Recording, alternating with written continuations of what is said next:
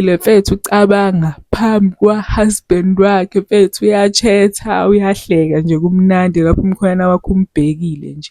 Ayi nalo mkhonyana yindaba wavuma nje uSibongile ahambe adlale ngaye kanje phambi kobuso bakhe.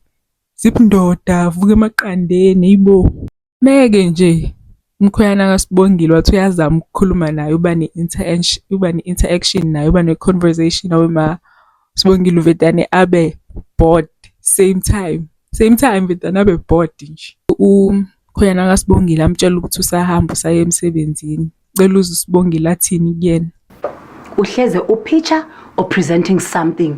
Kodwa engikwazi ukuthi wena uyisehluleki sendoda. Akukho kulungayelwa kuwena. Futhi nje nezithembiso zakho sithatha isikhathi. Ethu uyayisa uSibongile ukuhlaza yo. Ukuhlaza uSibongile ngeke yo. Hayi. Athi nje akukaze kuxoxiswane naye.